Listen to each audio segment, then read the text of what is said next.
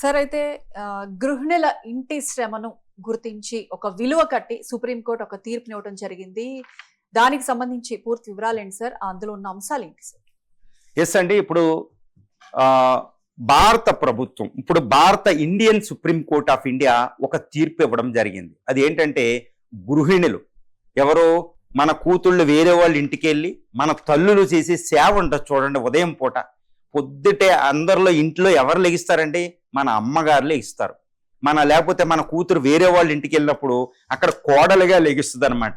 మన స్త్రీలు గృహిణులు వాళ్ళు చేసే సేవకి భగవంతుడు కూడా విలువ కట్టలేడు. ఎందుకో చెప్తున్నాను. రాముడు యశోద శ్రీకృష్ణుడి తరిమి కొడద్ది. శ్రీకృష్ణుడు తల్లి కొడుతుంటే వింటాడు. అరే, యశోద ఈ తర్వాత శ్రీకృష్ణుని కొడుతుంటే ఇలా భరిస్తున్నాడేంటి ఈ యొక్క దేవుడు, దేవాది దేవుడు అనుకుంటూ నారదుడు చెప్తూ ఉంటాడు. భాగవతంలో, మహాభారతాలో, రామాయణంలో మనం చూస్తూ ఉంటామండి. ఆ తల్లి ప్రేమకి లొంగుతాడు భగవంతుడు. ఎందుకంటే ఆ తల్లి నిస్వార్థ సేవ చేస్తున్నాడు. ఎందుకంటే నేను ఇలా చెప్తున్నానని ఏమనుకోవద్దు. మనం వేసిన ఎక్స్క్రిట, మనం బాత్రూంలో మనం చేసేది మనం కడుక్కోవడానికి కూడా మనం పిల్లలు వెళ్ళే ఎక్స్క్రిటాన్ని, ఏది యూరినేషన్, వీటిని తల్లి తీసేటప్పుడు విసుక్కోదండి, సంతృప్తి పడద్ది. తన జీవితంలోనే ఇది అత్యున్నతమైన నాకు సమయం అని ఆ యొక్క తల్లి తండ్రులు తీస్తూ ఉంటారు. మళ్ళీ అలాంటి తల్లి సేవకి ఎవరైనా విలువ కట్టగలరా? అసలు విలువ కట్టడానికి సృష్టికర్తకే సాధ్యం కాలేదు. మరి ఇప్పుడు సుప్రీంకోర్ట్ ఆఫ్ ఇండియా ఈ గృహిణులు చేసే ఇప్పుడు మనం ఇంటిలో తల్లి వంట వండితే వస్తాం అనమాట. ఆవిడ తల్లి చేసే ఈ సేవకి విలువ కట్టింది సుప్రీంకోర్ట్ ఆఫ్ ఇండియా. ఒక రకంగా ఇది చాలా శుద్ధ తప్పు. ఎందుకంటే సృష్టికర్తే విలువ కట్టలేకపోతున్నాడు.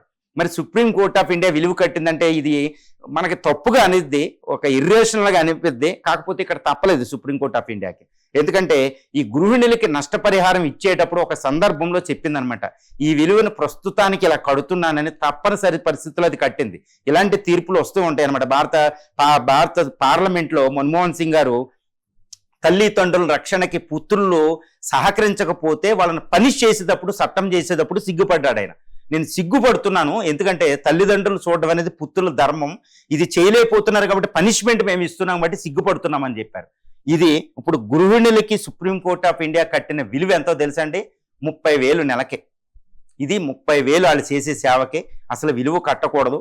ఒక రకంగా ఈ విలువ ఎంత అంటే, భారత జీడిపిలో 17% అనేది ఒక అసెస్మెంట్ అనమాట, ఒక అంచనా. భారత జీడిపిలో 17% గృహిణుల సేవ అంట. అంటే మనం అనుకుంటాం ఇళ్లల్లో పని లేకుండా కూర్చుంటారు స్త్రీలు, వాళ్ళకి ఏముంది, మన అందరం వెళ్ళి డ్యూటీలు చేసి అవన్నీ వస్తుంటే వాళ్ళు ఏదో కూర్చుంటారు, మనం తిన్నాక మిగిలిన చక్కగా కూర్చుంటారు, బాతాకానీలు కొట్టుకుంటారు, సీనియర్లు చూస్తారు, గృహిణులు ఇంతే అనుకుంటారు. కానీ భారత రథ చక్రాన్ని, భారత సంస్కృతి ప్రగతి మొత్తాన్ని సజీవంగా ఉంచింది స్త్రీలు. ఇప్పుడు ఈ స్త్రీలు సేవ లేకపోతే భారతదేశం ఉండదన్నమాట. దానికి విలువ కట్టింది ఒక కోకుట్టు కేసుకి సంబంధించింది. మనం ఎలా చూస్తామంటే, భారత స్త్రీల్ని ఒక తల్లి ప్రేమ రూపంలో చూస్తేనే మనం దాని యొక్క అంచనా వేయగలుగుతాం.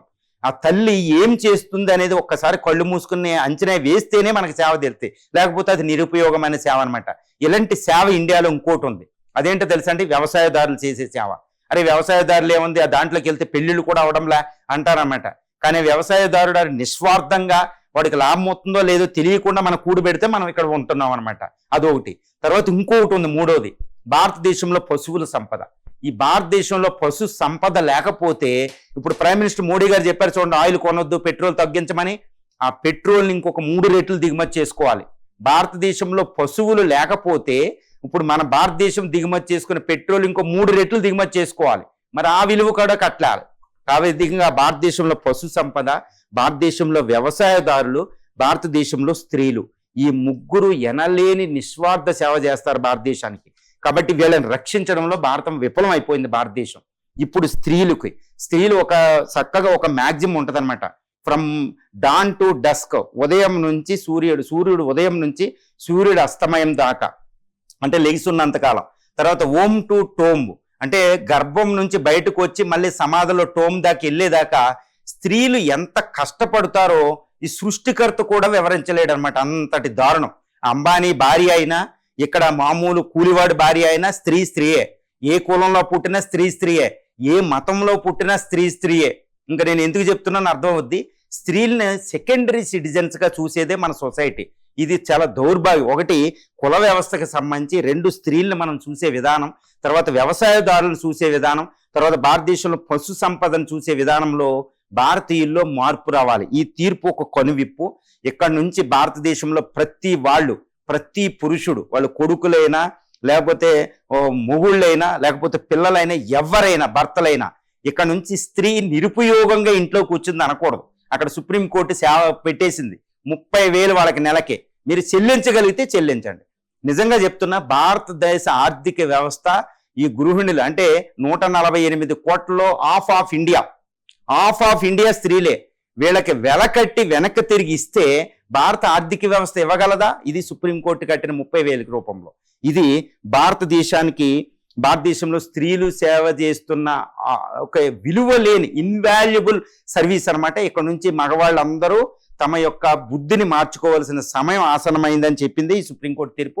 ఒక గ్రేటెస్ట్ జడ్జిమెంట్ అండి.